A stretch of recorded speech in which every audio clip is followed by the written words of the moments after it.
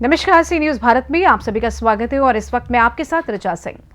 बीते दिनों सदन में केंद्रीय गृह मंत्री अमित शाह द्वारा बाबा साहेब भीमराव अंबेडकर के विषय में की गई टिप्पणी पर आम आदमी पार्टी उत्तर प्रदेश इकाई की तरफ से प्रदेश कार्यालय पर एक प्रेस वार्ता का आयोजन किया गया, जिसको पार्टी के बौद्ध प्रांत अध्यक्ष इंजीनियर इमरान लतीफ ने अमित शाह की टिप्पणी की निंदा करते हुए देश भाजपा का भ्रष्टाचार और तानाशाही तो बर्दाश्त कर सकता है, लेकिन बाबा साहब का अपमान नहीं। आप नेता इमरान लतीफ ने कहा कि बाबा साहेब भीमराव अंबेडकर देश के संविधान और लोकतंत्र की आत्मा है। देश का बच्चा बच्चा बाबा साहब का अनुयायी है। अमित शाह की टिप्पणी के खिलाफ देश भर में आक्रोश है। जब तक नरेंद्र मोदी गृह मंत्री अमित शाह का इस्तीफा नहीं लेते हैं, तब तक विरोध का सिलसिला रुकने वाला नहीं है। पूरा देश बाबा साहब से प्रेम करता है। आज नहीं तो कल भारतीय जनता पार्टी को देश के सामने झुकना पड़ेगा और गृह मंत्री को इस्तीफा देना पड़ेगा। साथियों को जय हिंद, नमस्कार, आदाब।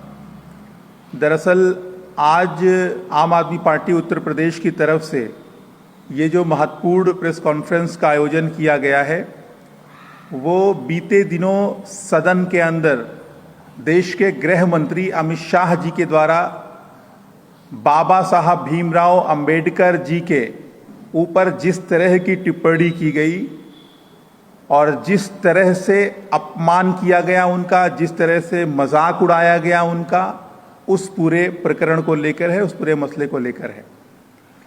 दरअसल चाहे बात भारतीय जनता पार्टी की करें और चाहे उनके मातृ संगठन आरएसएस की करें, दोनों ही संगठन और उससे जुड़े हुए लोग की तरफ से कोई पहली बार इस तरह का मामला सामने नहीं आया है।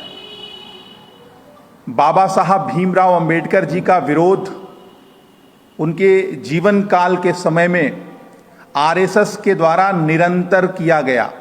आरएसएस के बड़े बड़े नेताओं ने अपने भाषणों के अंदर, अपनी किताबों के अंदर, अपने लेखों के अंदर, अपने विचारों के अंदर हमेशा बाबा साहब भीमराव अंबेडकर जी के लिए घृणा रखी, उनका विरोध किया।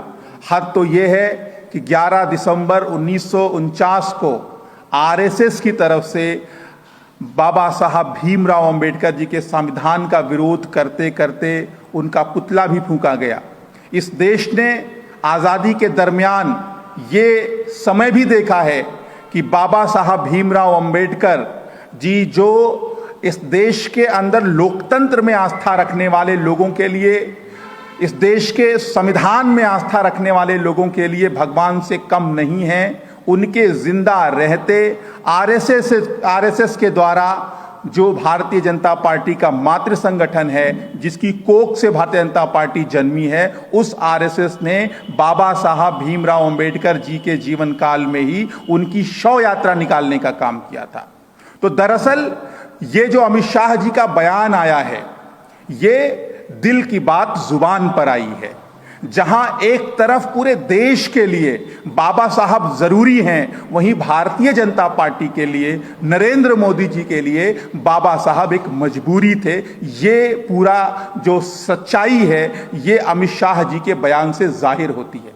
आप अमित शाह जी के बयान को उठाकर देखिए, उनके बयान को सुनिए, तो जो अपमानजनक शब्दों का इस्तेमाल किया वो तो अपनी जगह है ही हैं, लेकिन जो लहजा था उनका बाबा साहब भीमराव अंबेडकर जी का जिक्र करते हुए, वो भी बेहद शर्मनाक था। उसमें साफ साफ झलक रहा था कि एक कुंठा उनके मन में है, एक नफरत उनके मन में है, एक घृणा उनके मन में है देश के संविधान के रचयिता बाबा साहब भीमराव अंबेडकर जी के लिए।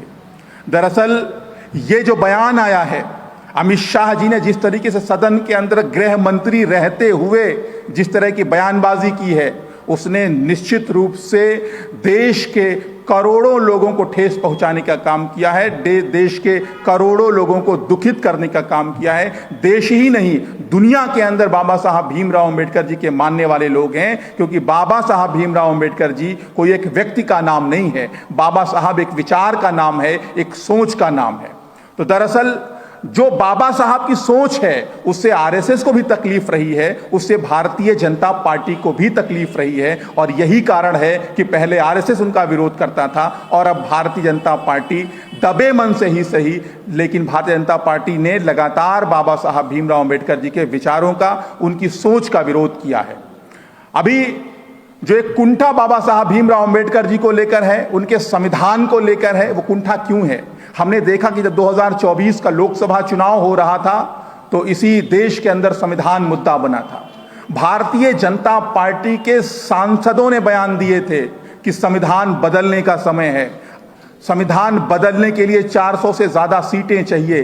तब यही बाबा साहब के विचार सामने आए थे और उन्होंने भारतीय जनता पार्टी को जवाब देने का काम किया था। भारतीय जनता पार्टी के अहंकार पर लगाम लगाने का काम अगर किसी ने किया था तो इसी बाबा साहब के संविधान ने किया था। यही सबसे बड़ी वजह है कि भारतीय जनता पार्टी जहां जहां अपनी मनबढ़ी करना चाहती है वहां बाबा साहब भीमराव अंबेडकर जी का संविधान आड़े आता है। बाबा साहब भीमराव अंबेडकर जी के विचार आड़े आते हैं। बाबा साहब भीमराव अंबेडकर जी का जो सोच है वो आड़े आती है। इसीलिए भारतीय जनता पार्टी को बाबा साहब भीमराव अंबेडकर जी से भी तकलीफ है, बाबा साहब को बाबा साहब की सोच से दिक्कत है। भारतीय जनता पार्टी ने जिस तरह का माहौल बनाने की कोशिश की थी लोकसभा चुनावों के अंदर, 400 पार 400 पार 400 पार का नारा दे रही थी भारतीय जनता पार्टी, उसके पीछे मकसद था कि संविधान को बदला जाए और जो आरक्षण की व्यवस्था है दलितों के लिए, वंचितों के लिए, अल्पसंख्यकों के लिए, अति पिछड़ों के लिए, उस आरक्षण पर डाका भारतीय जनता पार्टी डाले। लेकिन उस मंशा पर भी बाबा साहब भीमराव अंबेडकर जी के संविधान ने पानी फेरने का काम किया था। तो आज जो भी स्टेटमेंट अमित शाह जी की तरफ से आया है वो तो निराश करने वाला है, दुख पहुंचाने वाला है। लेकिन उससे ज्यादा दुख देने वाली बात यह है, उससे ज्यादा तकलीफ देने वाली बात यह है कि इतना सब कुछ हो जाने के बाद भी आज लोग सड़कों पर हैं, जो बाबा साहब के मानने वाले लोग हैं, जो बाबा साहब के अनुयायी हैं, वो चाहे किसी भी जात समूह से आते हों, किसी भी धर्म समूह से आते हैं, वो जो लोग बाबा साहब को मानने वाले लोग हैं, बाबा साहब के मानने वाले लोगों को किसी एक जात समूह के साथ जोड़कर नहीं देखा जाना चाहिए। क्योंकि बाबा साहब का मानने वाला वही है जो लोकतंत्र में विश्वास रखता है, जो लोकतंत्र की मजबूती के लिए काम करता है, जो संविधान पर अमल करके काम करता है, वही बाबा साहब का सच्चा अनुयायी है। और इस देश के जो करोड़ों आबादी है उसकी अधिकांश संख्या ऐसी है जो बाबा साहब भीमराव अंबेडकर जी की सच्ची अनुयायी है, वो चाहे किसी भी धर्म को मानने वाले लोग हों, किसी भी जात समूह से ताल्लुक रखने वाले लोग हों। लखनऊ से सी न्यूज संवाददाता गौरव श्रीवास्तव की रिपोर्ट। फिलहाल इस खास रिपोर्ट में बस इतना ही। देश दुनिया की तमाम बड़ी खबरों को जानने के लिए जुड़े रहें सी न्यूज भारत के साथ। हर खबर आपके साथ, आपके हाथ।